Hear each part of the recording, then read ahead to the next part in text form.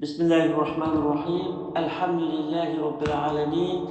Vessalatu vesselamu ala eşrefil murselin. Seyyidina Muhammed ve ala alihi ve ashabihi ecmaîn. Hürmetli kardeşler, bugünkü dersimiz şu Zulhicce ayındaki 10 günü. Şu haqda to'xtalaylik. Hozir biz haqiqatan ulug' kunlarda turyapmiz. Yani mutlaq ulug'. Hech qanday bir kun mushu 10 kunning oldiga o'tolmaydi. Alloh taolo mushu kunning ahamiyati uchun qasam qilgan Qur'on Karimda val fajri va layalin ashr. Subhi bilan 10 kecha bilan. Olimlar mishadagi 10 kechani Zulhicce ayının 1-chi kundan 10-chi kungacha bo'lgan shu kunlar ko'zda tutilgan deb qaraydi. Endi bu yerda qasam Qur'on Karimda muhim ishlar uchun qasam qilgan Alloh taolo bu ishlarni ta'kidlash uchun. Endi Ramazonning oxirgi 10 kuni islomda ulug' kechalar, masalan, shu 10 kechasi. Mushu Zulhicce ayının 10-chi kuni Ramazonning oxirgi 10dan ulug' ekan. Ramazanның ahırkı 10'da kılıngan emeldim bu, muşu Zulhicce ayının 1'den 10. güngacha kılıngan emel ibadetler onun da sevap cihatte yukarı iken. Peygamber sallallahu aleyhi ve sellem küllerin içinde Zulhicce ayının aldığınki 10 günüdek emel ibadet Allah'a en yaxşı görüldüğün hiç qanday bir gün yok diyende sahabeler ya Resulullah cihat mı bunun uluğ emas mı? Cihat mı yetmemdi bununla diyende cihat mı yetmeydi o? Fakat bir adam Allah yolda ceni bilen, meli bilen cihatga çıkıp qaytmagan bolsa, yani şehit olup ketken bolsa, o müstesna. Onundan başka hiç qanday iş, hiç qanday emel muşu Zulhicce ayının 10 gün içinde kılıngan emelge yetmeydi o diye. Musa aleyhisselam'a Allah Teala söz kılgan vakit bu Zulhicce ayının 10. günü.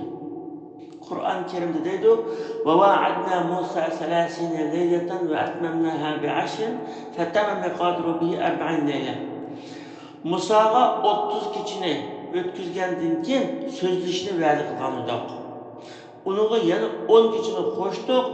Şunun bilen onun Rabbinin va'da qilgan vaqti to'liq 40 kecha bo'ldi deydi. Endi İslamning erkanlari. İslamning 5 erkanı var bu. Şahadat, yani Allah'tan başka ilah yok. Muhammed Aleyhisselam Allah Teala'nın hak peygamber diyen şahadat. Onun namaz, onun zakat, roza, hac, 5. Muşu 5 erkan, muşu 10 günde tuluq tepildi. 10 günde muşunun hemmesi var. Yani bu 10 gün içinde iman var, namaz var, roza var. Muşu küllerde eğer roza tutsa müstehak, sevap buldu. Zakat, zakatını bir boğadan olsa sadaka bir de sadaka var. Onun gibi hac var mesela. Başka hiç qanday günde 5 erkan toplanmaydı. 10 günden başka. Başka vaxtda toplanmaydı. Mesela Ramazan'da hac yok mesela. Başka günlerde rozu yok. Digenge o'xshashadi. Mushu 10 kunda 5 erkanning hammasi var. Shunda ulug' kun deydi bu kunni islom tarixida. Endi bu bir mavsum, her qanday bir mavsum muhim. Mesela pul tepish uchun muhim. Mesela şu Saudiya Arabistonda deymiz hac mavsumi, Ramazon mavsumi, ibadet qildiganlar ibadatga aldiraydi, pul topadiganlar pul topadigan aldiraydi. Hammasi shuni topadi. Şu mavsumda. Mushu bozorning mushu qiziq mavsumida 1 yillik pulni tepib oldi kishilar. İbadet qilganlar bu shunda chiq ibodatni qilib olaydi.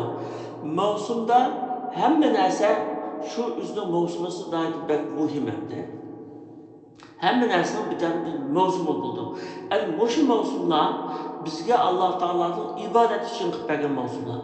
O'zimizni tekshirish, uyqumizni uyg'onish, o'zimizni silkitish, ruhimizni jonlantirish degandek endi.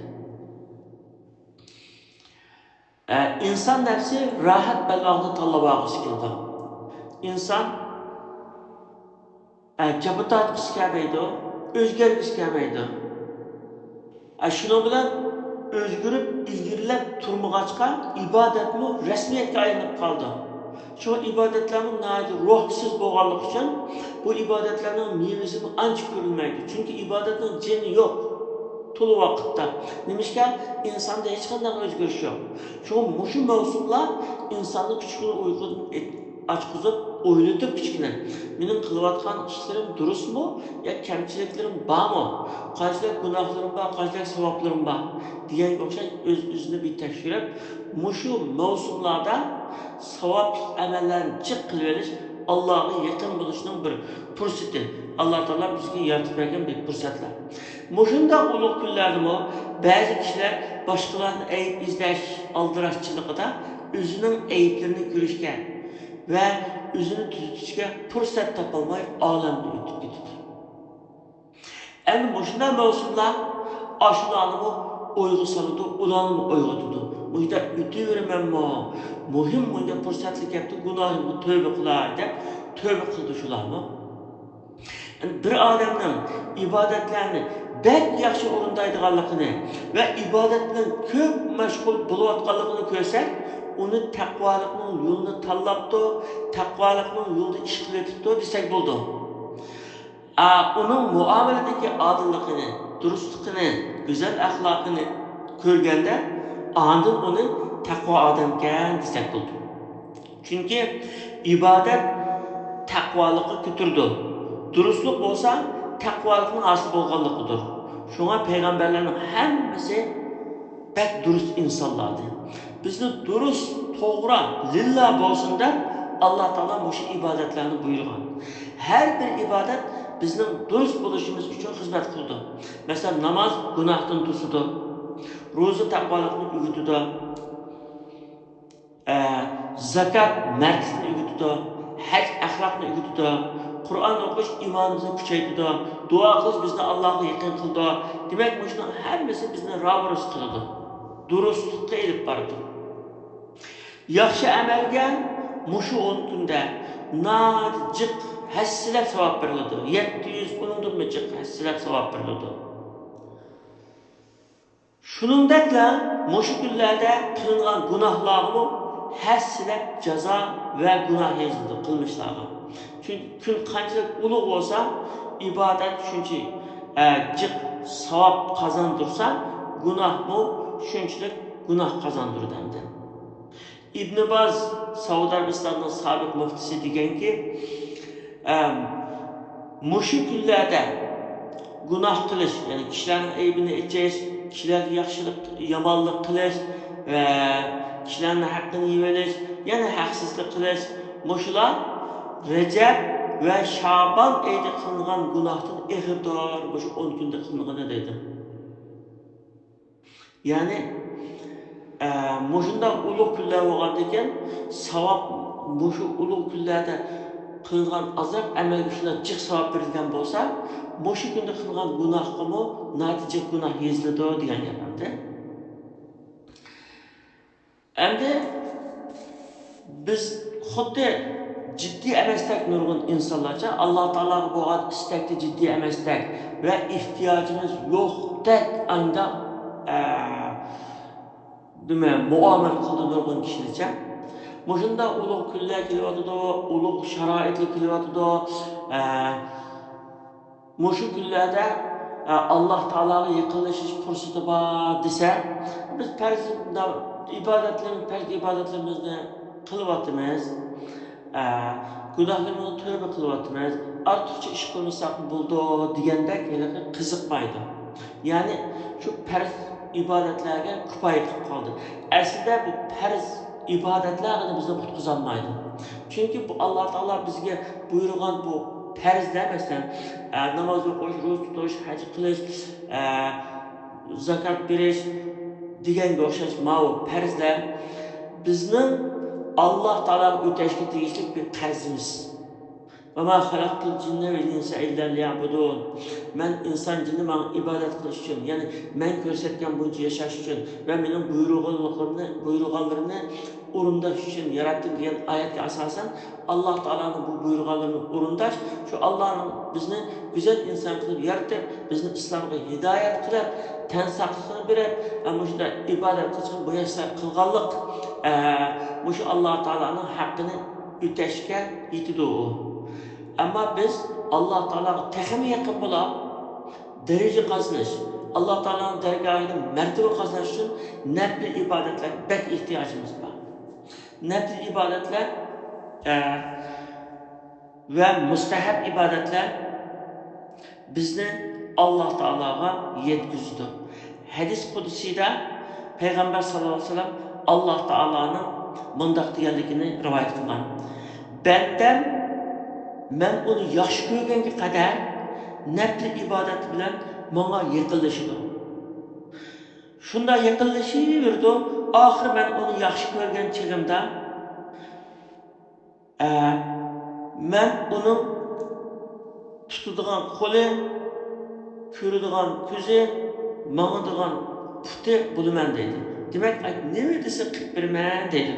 Allah yaxshi ko'rganda şunu kıpırmen dedi.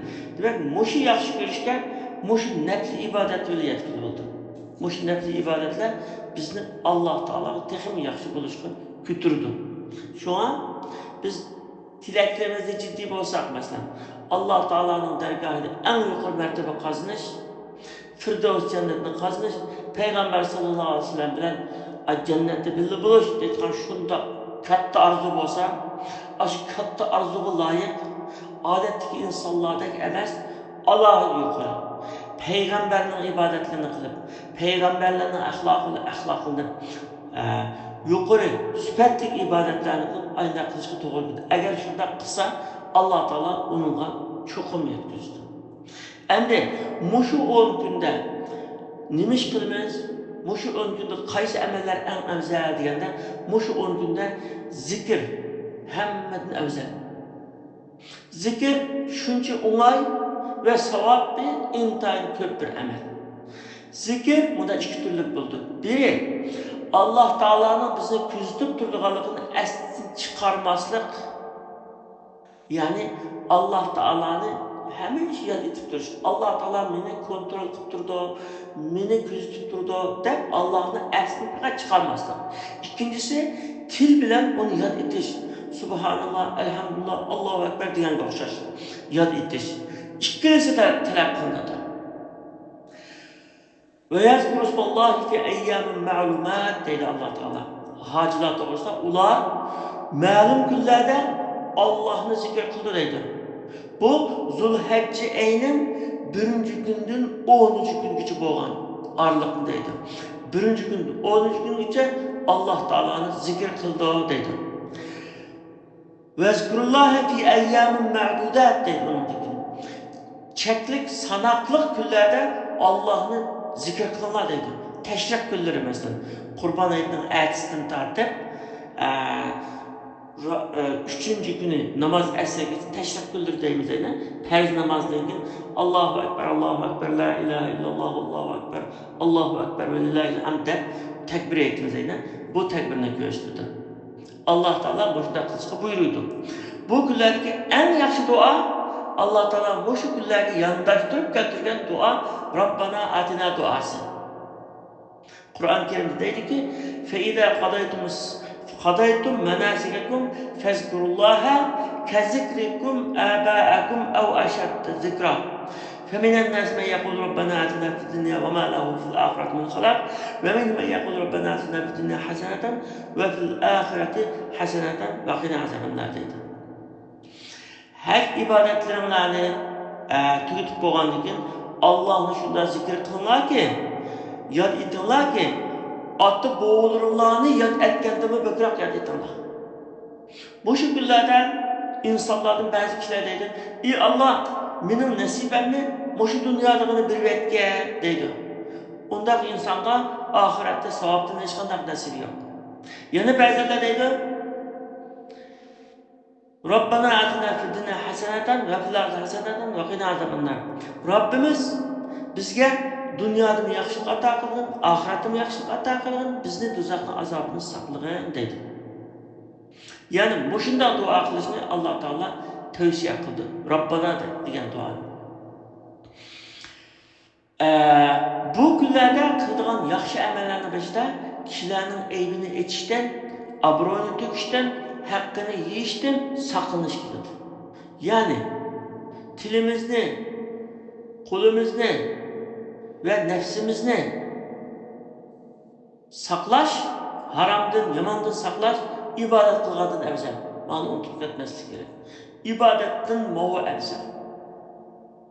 Bir tarafta ibadet qilib turib, bir tarafta kishining haqqini, bir tarafta kishining obro'ini to'kib, bir tarafta kishilarga yomonlik qilib, bir tarafta kishilarga to'zoq qo'llab, bir tarafta kishilarga saxtipazlik qilib, ma qilish faqat bu yarashmaydi, zidlashmaydi.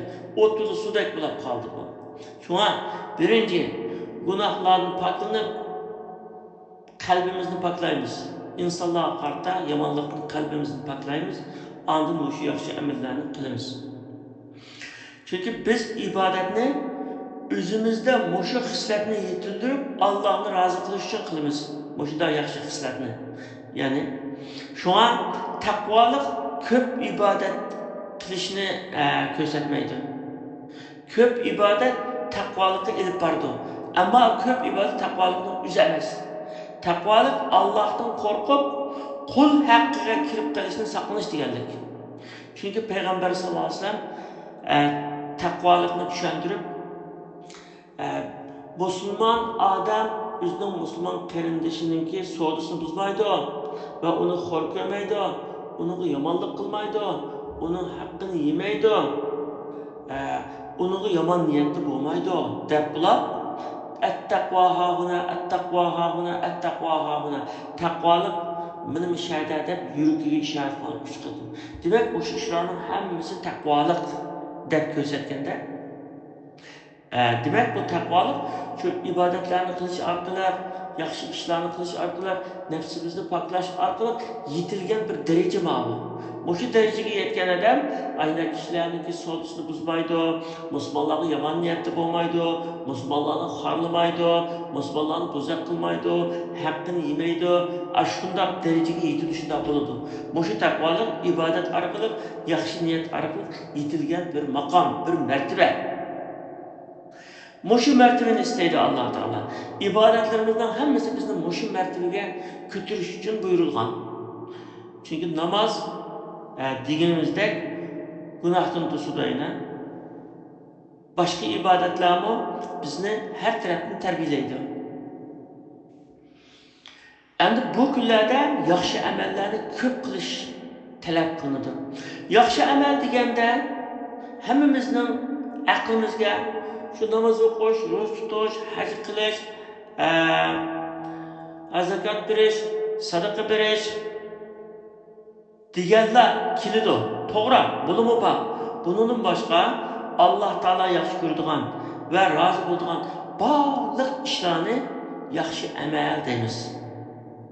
Ya'ni Alloh taolo yaxshi ko'radigan bir qo'shniga bir qacha tomoq chiqib berish, bir qo'shnining uyida bir musibat bo'lgan bo'lsa, ashuna bilan birga shu musibatni qayg'urish, bir xo'shallik bo'lgan bo'lsa, xo'shallikni birga qilish.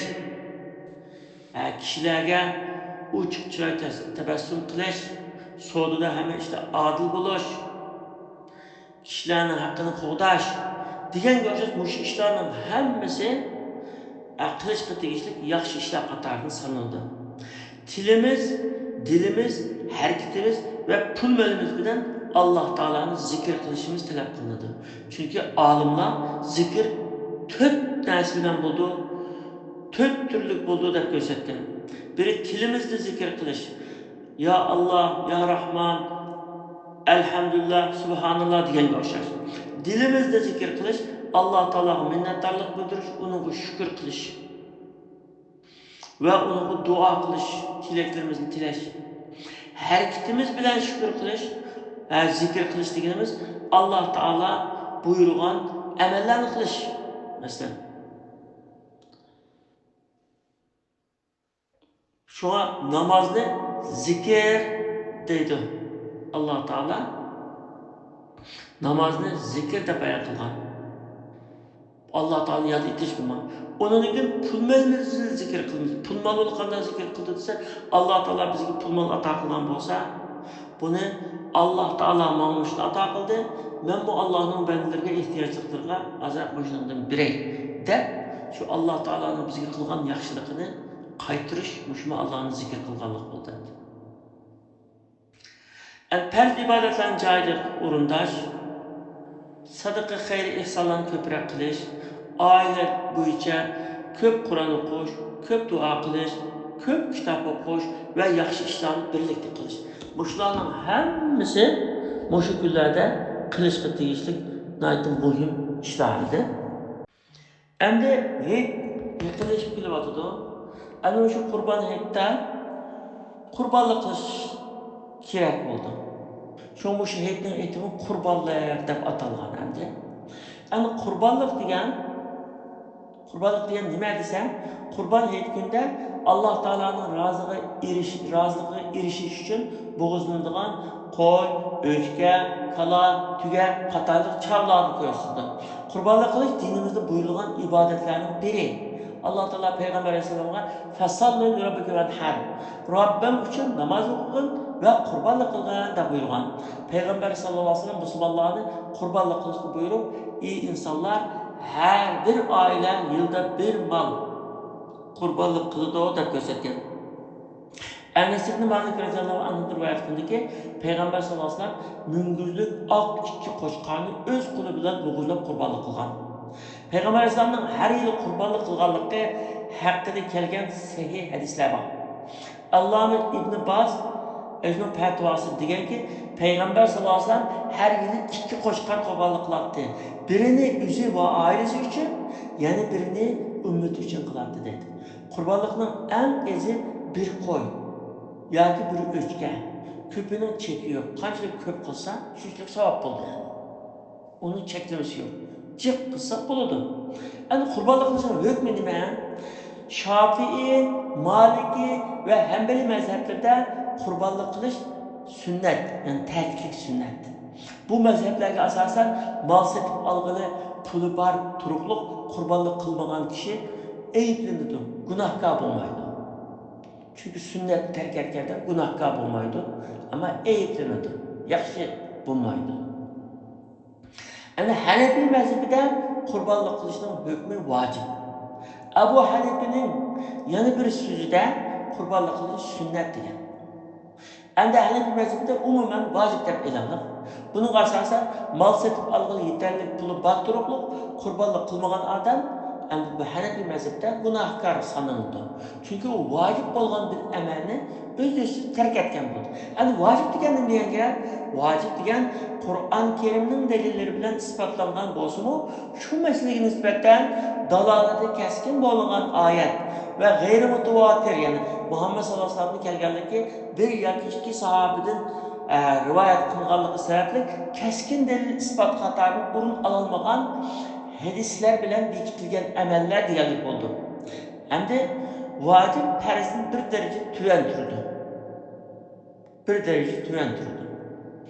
Sünnet degen Peygamberimiz Hz. Muhammed sallallahu aleyhi ve sellem'in sözleri, faaliyetleri, emel ibadetleri ve başkalarının sadık olan işlerden şeriatga uygun keldiganlarını muvaffak körgenleri diyenlik.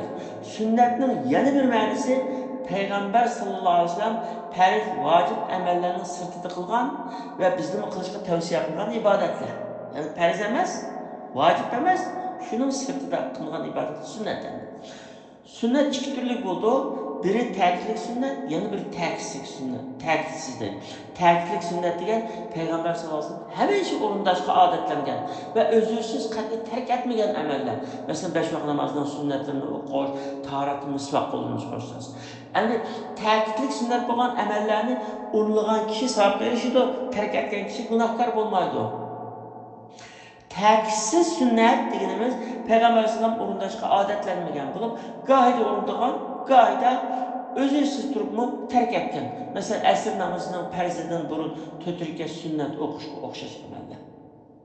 Ta'kissiz sunnatni mustahab amalmi deb qo'yamiz. Ta'kissiz sunnat bo'lgan amallarni o'rinlagan kishi savob berishidi, tark etgan kishi gunohkor bo'lmaydi. Ana qurbonlikning turlari. Dinimizda 6 turli qurbonlik bor. Birinchisi, hojilarning haj faoliyati ichida qiladigan qurbonligi. Buni hadiya deb ataladi. Bu xil qurbonlik hojilardan haj tamattu va haj qiron qilganlarga vojib bo'ldi. İkincisi, hac yoki umra qilganlarning ihrom ichida o'tkazgan xatoliklar sababli belgilangan qurbonlik bo'lib, uni dam deb ataymiz. Uchinchisi, qurbon kunlarda pulida bor kishilar qilgan qurbonlik bo'lib, uni udhiya deymiz. Shu biz normalda qilgan qurbonlik. To'rtinchisi, Alloh yo'lida atib etgan qurbonlik bo'lib, uni o'rindash vojib, uni nazr deb qo'yamiz. Beşincisi, yeni tug'ilgan bola uchun kesiladigan qurbonlik bo'lib, uni aqiqa deb ataymiz. O'g'il buvoq uchun 2 qo'y, qiz buvoq uchun 1 qo'y bo'g'izlash, faqirlarga taqib berish yoki ularga ziyofat berish sunnat. Payg'ambar alayhisalom shunday qilishga buyurgan. Qilsa savob, qilmasa gunoh bo'lmaydi. Oltinchisi, savob tepish niyati bilan kesiladigan ixtiyoriy qurbonlik. Bu nafla deb ataladi. Endi qurbonlikni kimlar qildi? Qurbonlikni hojatidan eshib turadigan iqtisodi bor kishilar. Ya'ni bu qurbonlik o'zining va o'z kapolati ostidagi kishilarning chiqimlaridan eshib turadigan iqtisodi bor kishilarga buyurilgan. Hojatni eshib turadigan puli, meli bo'lmagan kishilarga qurbonlik qilish vojib emas. Ya'ni zakat beradigan odam qurbonlik qildi. Zakat bermaydigan odam qurbonlik qilmasin bo'ldi. Qurbonlik qilingan mollar, qanday desa, qurbonlik qilingan mollar qo'y, o'chka, kala va tuga qatorliq mollar. Ularning yosh o'lchami qurbonlik qilingan mollarning har qanday bir kasallikdan va yuqumlanishdan salomat bo'lish lozim. Kasal molni kesib qilsam, uning go'shtini yesa ziyonli qiladi. Ikkinchi, qurbonlik qilingan mollarningki ko'rliq, to'kurliq, qattiq urug'liq qatorliq har qanday bir ayb nuqsondan saq bo'lish kerak, hamda ayb bo'lmaslik kerak. Üçüncü, qurbonlik qilingan mollarning qo'yning 6 oylikdan cho'ng, o'chkining 1 yoshdan oshgan, kalining 2 yoshni tugatgan, tugining 5 yoshdan oshgan bo'lishi shart. Bir qo'y yoki bir o'chkiga bir odam uchun kifoya qildi. Ya'ni bir odam bir qo'y yoki bir o'chki qilsa kifoya. Bir kala yoki bir tuga 7 odam uchun kifoya qildi. Yani bir kalını bir tügünü bir adam kısım buldu, 2 adam kısım buldu, 7 adam geçi kısım buldu. Ama 8 adam birleşip kısım olmaydı.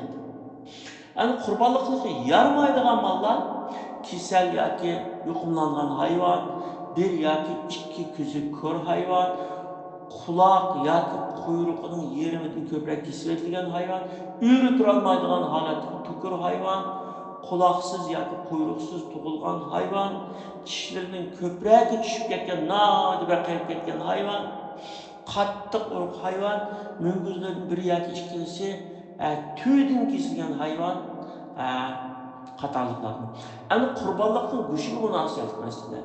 Qurbonlikning go'shini bir taraf qilish usuli qanday deganda, hac yoki umrga ihrom bog'lagan kishining ihromda o'tkazgan xatoligi sababli uningga yuklangan qurbonlik, ya'ni damning go'shidan o'zi va oilasidagilar yemaydi. Hammasini Makkaning faqirligi tartib berdi.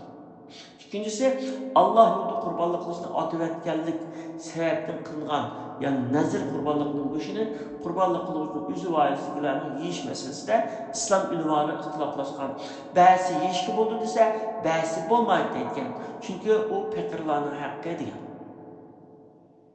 Üçüncü, qurban hekli qurbonlik, ya'ni udhiya deganimiz, ya'ni bizlarniki, ya'ni hajga bormaganlarniki qurbonlik qilishi. Hajilarning haj faoliyati jarayonida qiladigan qurbonligi hadiya,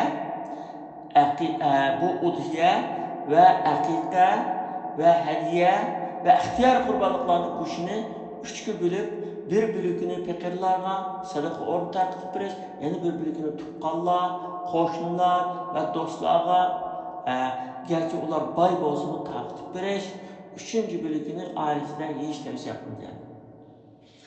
Yani kurbanlık kılış davamlaşıdığan bir ibadet. Kurbanlık kılış meyli terklik sünnet deyli, yoki vacib deyli. O Allah Teala buyurgan, Peygamber sallallahu aleyhi ve sellem kılıp ko'rsatgan bir ibadet. Allah Teala buyurgan ibadetlerni özürsiz terk etish yaxshi emas. Dinimizde buyurgan amel meyli sünnet yoki onu tüven sanadigan amel bo'lsin, onu o'rindashga kudreti yetadigan turupluq terk etish to'g'ri emas.